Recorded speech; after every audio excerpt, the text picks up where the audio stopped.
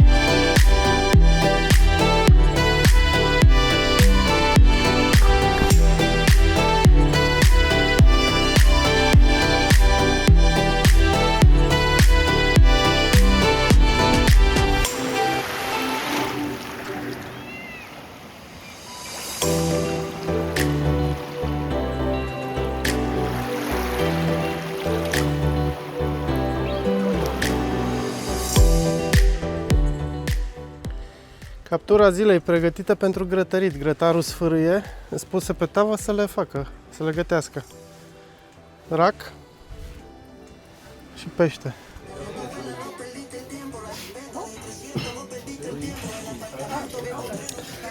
Și acum mâncăm aici la singurul restaurant din Cayo Utias. Pește cu orez a costat 2500 de pesos, adică vreo 8 dolari, 7-8 dolari, cam așa.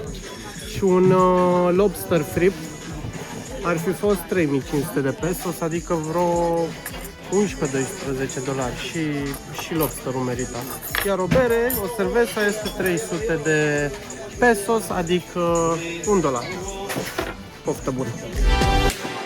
2 ore am făcut din Vinales până în Cayo Utias și ne-a costat 20 de dolari de persoană. Din punctul meu de vedere, unii dintre cei mai bine cheltuiți bani vreodată. O plajă sălbatică, extraordinar de frumoasă, o plajă neamenajată, cu un nisip alb, fin. În plus, poți vedea tot felul de melcișori, scoici la marginea apei, inclusiv pelicani. Este extraordinar de frumos și este una dintre cele mai frumoase plaje pe care am văzut-o până la ora actuală.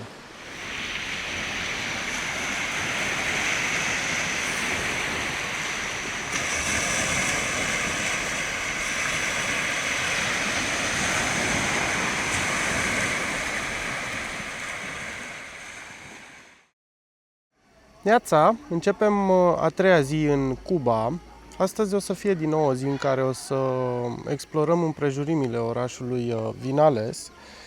Dar până să plecăm în explorare, am zis să vă povestesc un pic și despre experiența de ieri de la insula Cayo Utias. Pentru că aseară am ajuns destul de târziu, pe la 6 și ceva. Se luase curentul, pentru că sunt foarte dese penele de curent aici în Cuba, și a trebuit să facem duș cu apă rece și așa mai departe, după care s-a întunecat destul de repede și efectiv nu am mai stat să înregistrez. Am plecat dimineața la 8, ați văzut mașina cu care am plecat, o mașină superbă, era de fapt un Chevrolet. Nu știu modelul, am întrebat pe șofer, a zis că nu știe modelul, dar era un Chevrolet din 1952, cel puțin caroseria era din 1952, pentru că, ca multe alte mașini de aici din Cuba, motorul era schimbat, era un motor diesel de Hyundai.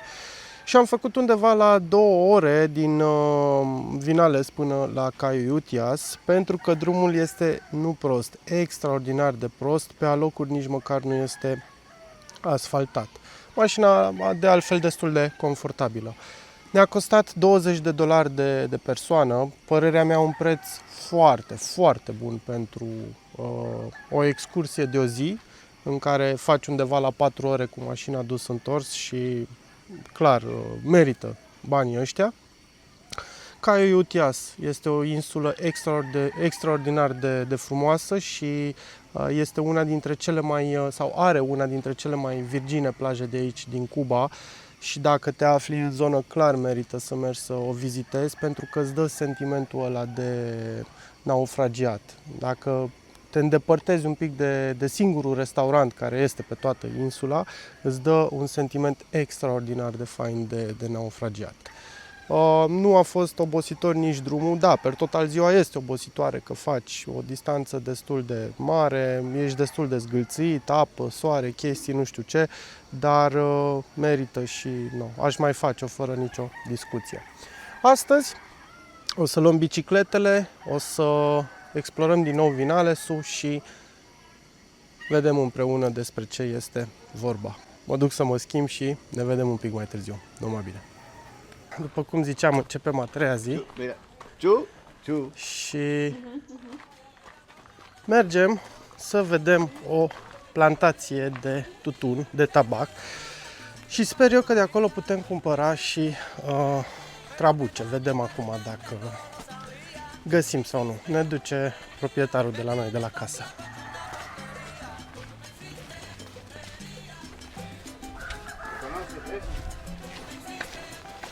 Banana. Maíz. No, ¿qué te- No. Maíz. Maíz. ¿Qué es maíz? Porumb.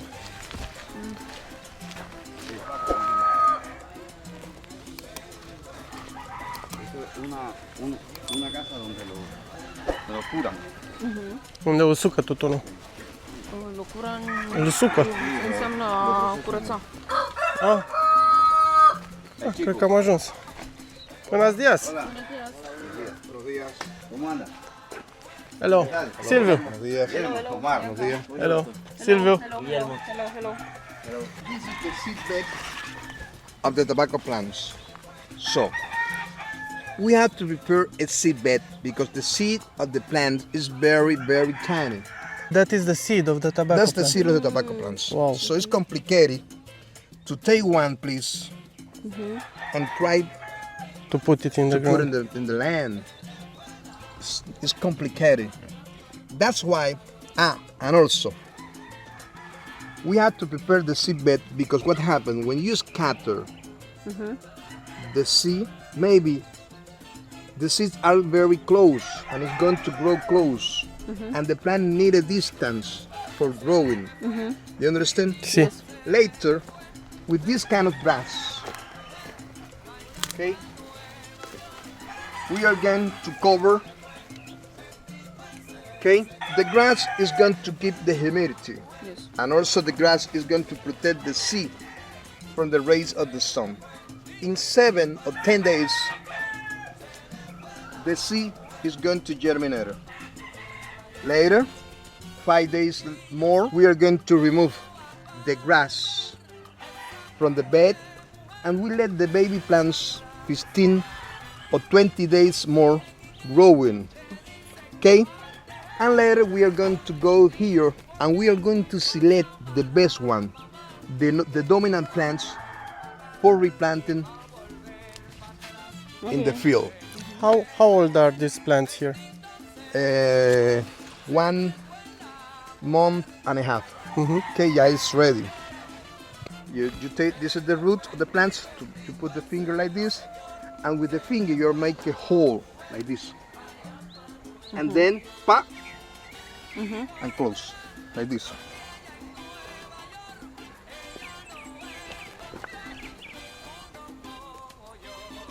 Okay, For every plant. for every plant, one by one.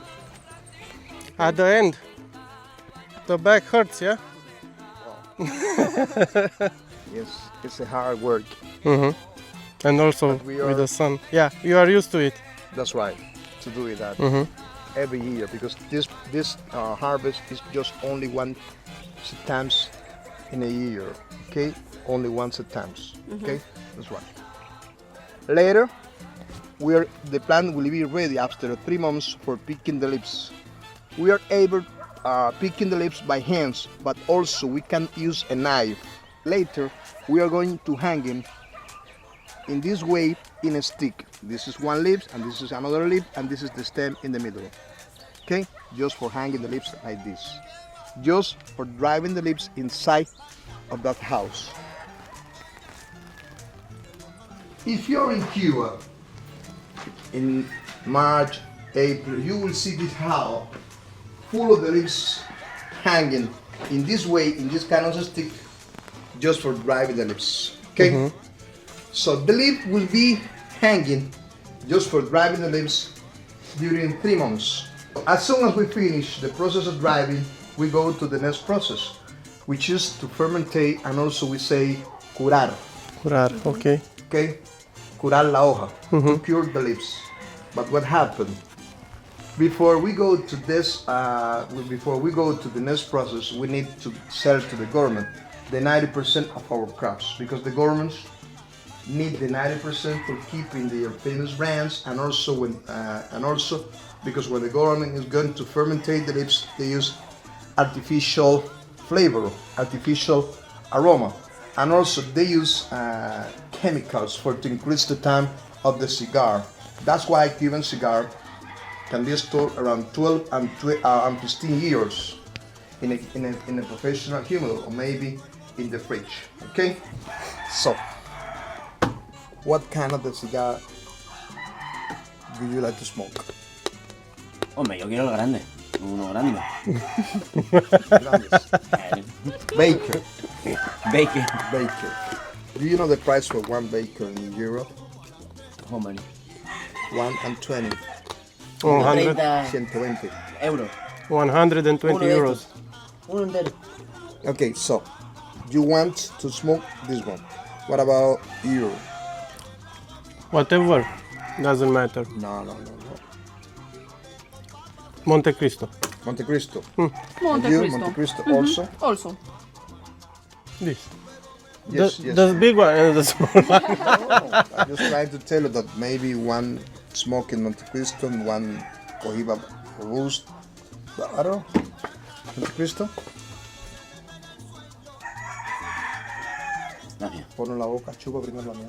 Chupa primero la mía. Ves tirando, tira. Eu nu tragi în piept, repet. Mor. Nu, da, doar Tú pufai. eres profesional. Atâta. Fumado que no acabas. Ya sé que has fumado.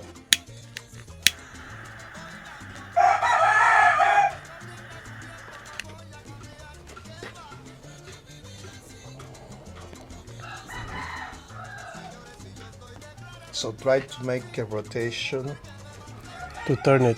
to turning for burning equally. De la punta. Sí, cada vez que te guste, si te gusta lo puedes hacer, si no. ¿Vale? Vrei? Guști prima oară mierea și după aia tragi normal, dar nu în piept, repet. Nu așa, mă, frate, pui în gură cu totul. Fă gura mare. Gura mare. Mare gura. Nu știu cum să... Bă, uite așa. I don't know how to smoke. Nu în piept. Okay, and also you can inhale. Așa. You can inhale if you want. Okay, it's very smooth. I don't like.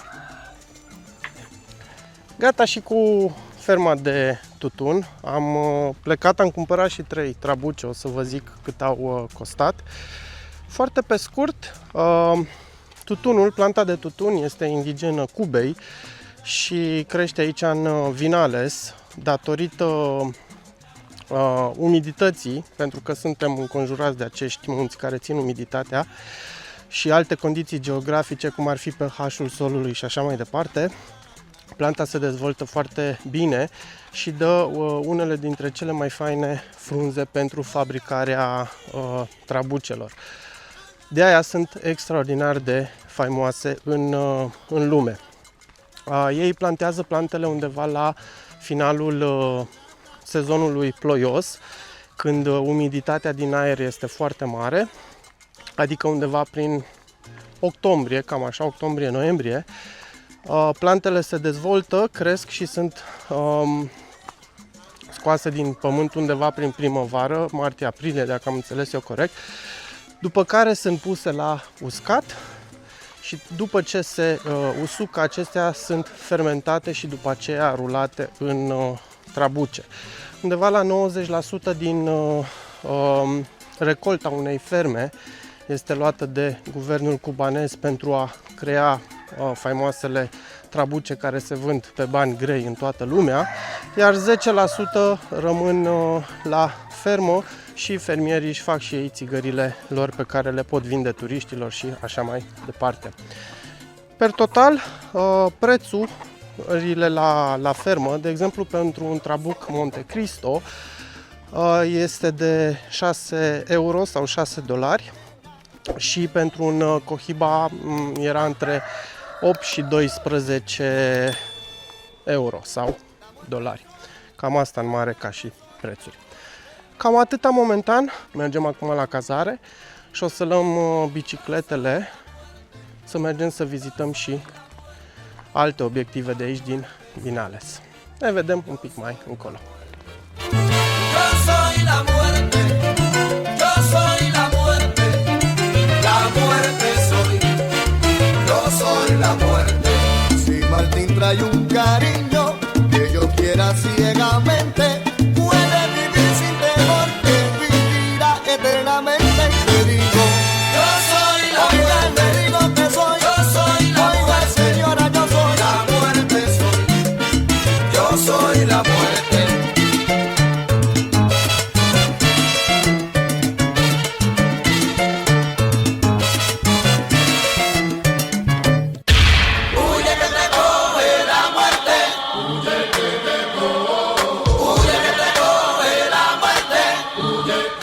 Cueva del Indio este o peșteră foarte cunoscută de aici din Valea Vinales. În total, turul durează undeva la 25 de minute. Ce nu mi-a plăcut este că a trebuit să plătesc $1 ca să las 2 biciclete în parcare. Dar asta este, decât să ni le fure, mai bine să fie în siguranță. Hai să intrăm.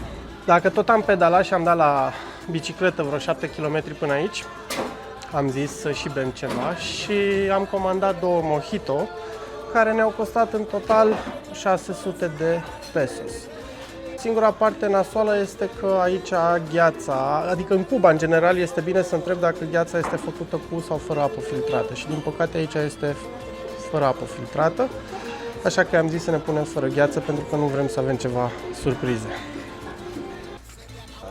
For 2 persons? Yes. Gracias. For this way. Vezi, nouă nu ne bate la tobe, că suntem doar 2. Nu ne bate, dacă îi pune acolo $10 să vezi ce Bine, bate. 10 dacă ore. îți pune $10 îți bate și din picioare și din... În 10 ore îmi bate. Da, intrarea a costat $2. 600 de pesos, adică chiar foarte puțin. Ăla. Aici putem să bem suc de trestie de zahăr. Hai să vedem un pic. Excuse me. How much is the sugarcane juice? For the juice Si. is 300 pesos. 300 pesos. Can I have one glass, please? Yes. Ok. 300 de pesos sau $1. Suc din trestie de zahăr, prima oară în viața mea când gust.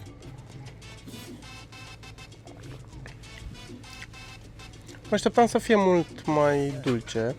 Are o consistență dubioasă. Dar chiar mă așteptam să fie mult mai dulce. Stai un pic. Da, e ciudățel la gust. Ce părere ai? Are gust crud cumva. Da, e ciudat, e stors aici. E stors aici. Și filtrat. Ce-ai făcut, mă? L-ai dat pe gât ca pe șot. A fost bun. Da, e bun, chiar e bun. Prima oară în viața mea când beau. Dar e ușor acrișor, parcă. Are gust crud cumva, nu știu cum să înțeleg, dar ceva care nu e bine, nu e natural, nu e tratat, nu știu ce, dar e nu știu. E bun. foarte ciudat. Oricum e bun. Bă, ce mișto pare așa junglă, vezi? Bine, e de fapt. Te simți ca un conquistador. Conquistador.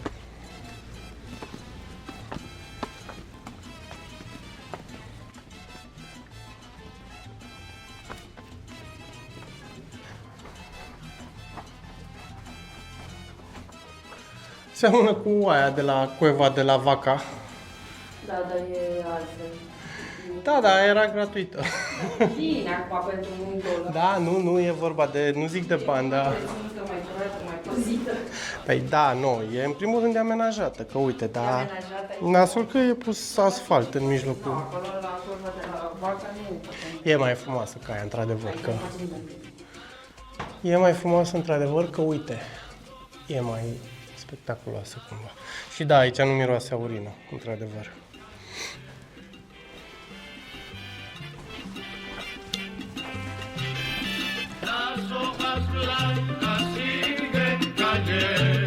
Ay, las hojas blancas siguen cayendo y yo mi china te estoy queriendo. Las hojas blancas siguen cayendo. Mi cuerpo se va agotando y yo te sigo adorando. Las hojas blancas siguen cayendo. Ay, lanzo mis penas al viento y expreso lo que yo siento.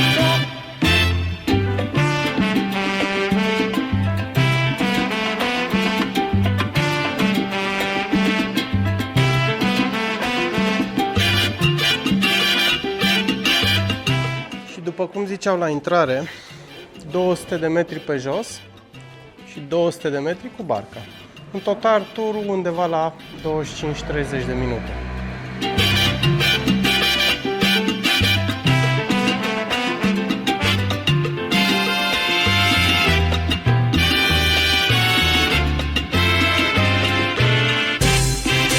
Uite, eso es.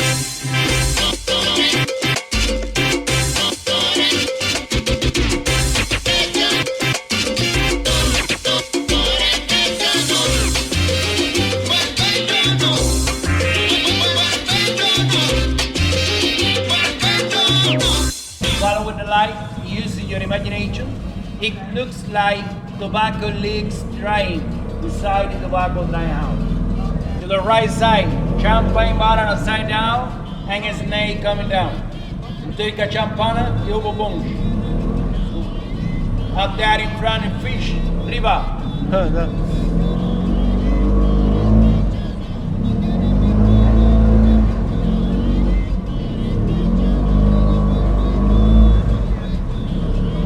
To the right side, the seahorse.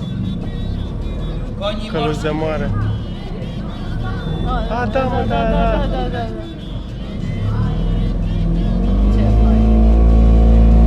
Up there in front, the head of the crocodile and a pig jump into the water. A, da, cap de crocodil Each beneath. și capul de porc, vezi? Ce tare!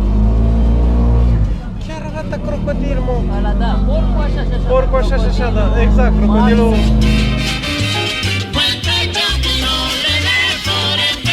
No le des con la macana, entiérrale un punzón. No le des por el pecho. Oye, pues el pecho no, pues el pecho no. No le des por el pecho, no. Si tú no tienes revólver, búscate un cañón. No le des por el pecho. Que no, pues el pecho no, pues el pecho no. No le des por el pecho, no. No le des por el pecho, pues el pecho.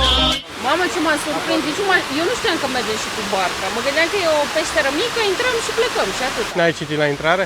Că e și cu barca? Da, dar nu știam, mai plătești, nu mai plătești, era o chestie așa. Păi, îți dai seama, pentru $1, cred că e cea mai ieftină, cea mai spectaculoasă excursie pe care am luat-o vreodată. Deci chiar a meritat. Mamă! De aproximativ o oră jumate, sunt bombardat cu rugăminți să mergem la restaurantul care vinde porc. Vreau să mănânc ciolan de porc din ăla bun. Dar nu-i ciolan, e Ba da, e ciolan de zosat. carne de pe porc, Nu, e de pe ciolan. unde se nimerește. Este ciolan de zosat ce mi-a adus ultima oară, ușor afumat și făcut așa pe grătar cumva, e foarte bun. Ce părere ai până acum despre mâncarea din Cuba? N-am avut nicio problemă, niciun impediment, am mâncat foarte bine, am mâncat pește, am mâncat porc, am mâncat fructe, ne-au dat un mic dejun foarte bogat. La foarte 5 euro pe zi. La 5 euro pe zi, 25 de lei să zicem de persoană. Omletă, sandwich cu șuncă și cașcaval, un platoaș mic cu fructe, fresh de guava sau de mango în fiecare zi, jumătate de litru. Marmeladă, unt, pâine. Niște prăjiturele. Ne-au făcut în casă un fel de fursecuri. Foarte drăguți oamenii, am mâncat extraordinar de bine. Până la Porcul Biancăi ne așteaptă vreo 7 km de bicicletă. Gracias a la vida que me ha dado tanto, me dio la alegría para seguir cantando. Canto por si me muero, canto por si me caigo. Le doy gracias al que escucha la bomba de mi canto. Prima oprire pe ziua de astăzi o facem la, ce scrie aici? Palenque de los Cimarrones. Este tot o peșteră în jurul localității Vinales. La finalul peșterii putem să vedem o parte din istoria Cubei, partea de sclavie. Vedem ce găsim acolo. Biletul a costat 550 de pesos, adică aproximativ, 600 de pesos, adică $2 și include inclusiv o băutură. Va trebui să opresc acum filmarea pentru că în peșteră nu este curent electric și trebuie să dau drumul la lanternă. Stai că vine acum. Mamă, nenoroi, deci era să urmă, jur. Oh. Vino și uite-te în dreapta. Mamă, frate, da. Am murit. Bă, Da. și uite cât era, adică Nu e chiar comic, ce-i drept. Nu, aia nu e o chestie drăguță. De ce tu? E făcut să fie scary. Uite și aici, ai brutate. Aha. Au ceva peșteră ăștia pe aici. Uite, altul. M-a și picat, bravo. Un pic de apă, probabil.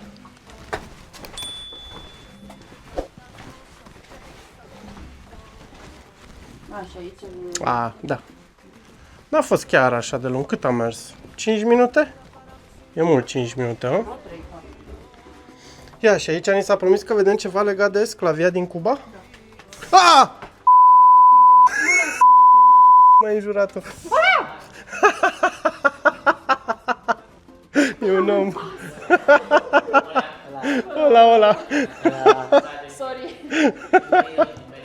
Hello, hello. I was lucky because she was first. Yo, tu viste la primera con... Me was lucky. El segundo. El segundo.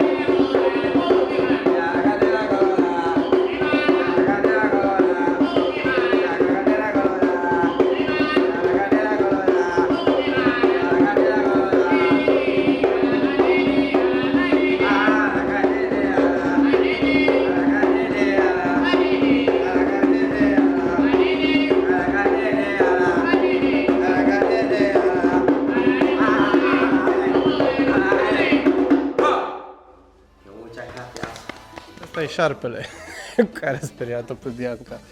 Dar adevărul e că dacă îl iei și îl bagi pe aici, ai nenorocit oamenii când au venit. După ce au văzut 2-3 șerpi. E de aloe vera, cred că. Hai să mergem, că să mă liniștești. Gracias. Bye, bye. Zi-ne un pic părerea ta despre cea de-a doua peșteră și care peșteră ți-a plăcut mai mult. Gracias. Tocmai primim cele 2 cocktailuri despre care era vorba. Sí. Por favor. Toma un poquito. Un poquito. Toma. Toma un poquito, bea un pic. Just a second. Cuidado, ¿de qué país son? România. Rumanía. Sí. Vamos, perfecto. Gracias. Salut. Noroc.